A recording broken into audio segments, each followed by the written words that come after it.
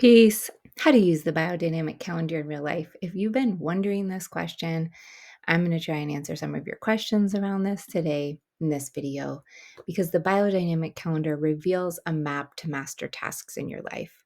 In the previous video, I talked about how you use this in farming and then how you use this in your regular list, say cleaning your house, for example, or organizing some of your tasks.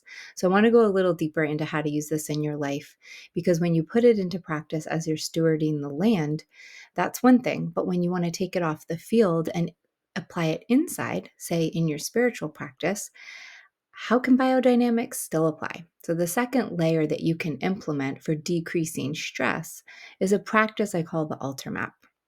It's the process of working with each element to release your overwhelm and even align your prayers.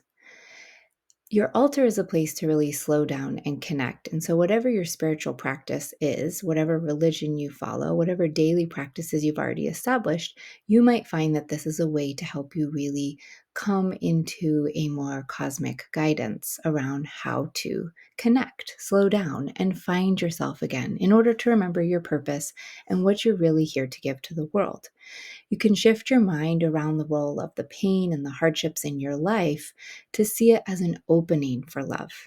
Your life's garden can bring you into this quieting of your mind to hear God's wisdom.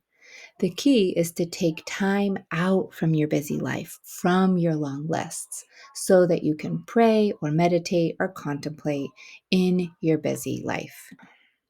Daily integration of the elements on your personal altar are very similar to the way that you tend to the plants in the field.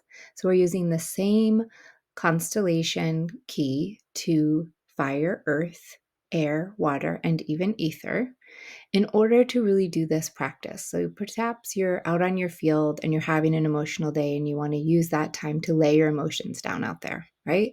You can do the same thing at your altar. And really, they are one and the same. One is more literal and one is more metaphorical.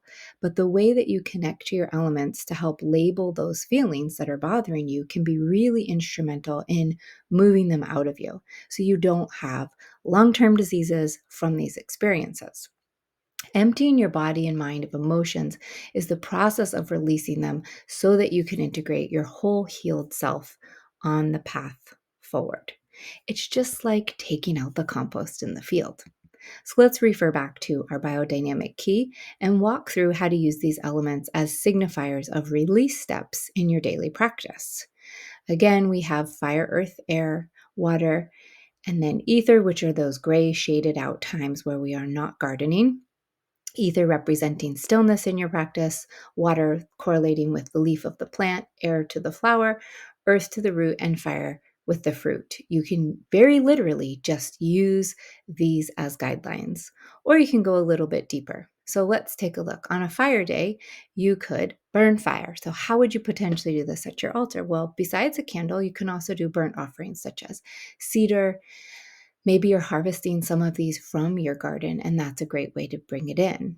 Traditionally in churches, there's frankincense that's used, but find some way to really bring this cleansing through fire and smoke. And of course, try to use ethical sources, especially ones that you've cultivated yourself.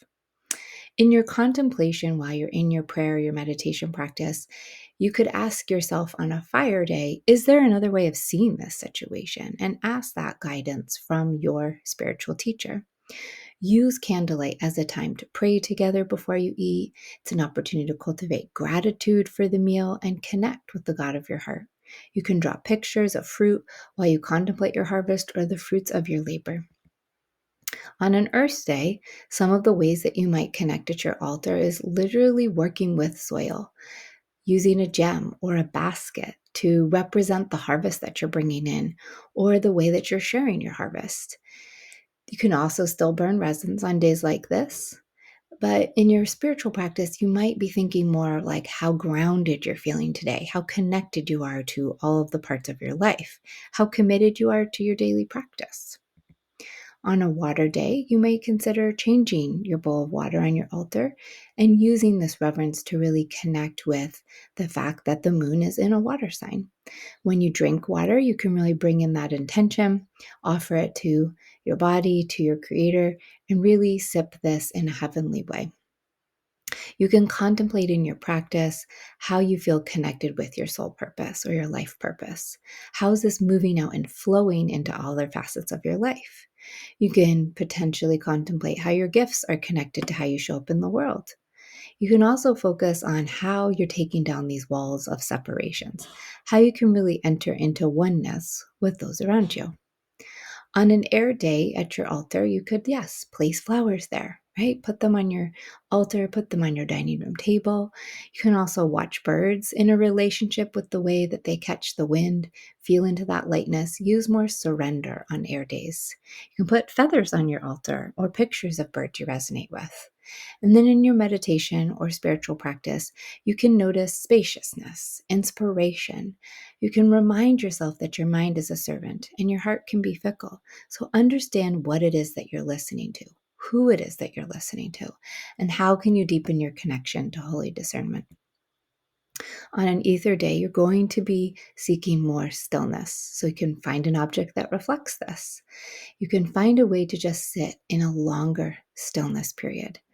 And then in your contemplation practice, you can really bring everything to a rest, your projects that you've been working on, and come into a space to really hear new information for you. You can breathe into the art of being. It's not all about doing in the world. And listen to the cosmic field to hear what the God of your heart has to share with you. The art of peace and intentional living is found in how you approach your daily tasks. So, when we take the biodynamic calendar into our spiritual practice, into our real life, we get to expand into this transformation of the mundane to the cosmically ordained, so that your steps are purposeful and light. I share these as an element practice called the element map in my digital calendar, and there is a whole section on what to do at your altar. You can really use this as a way to connect and integrate and move out. You can find the link to Be Biodynamic.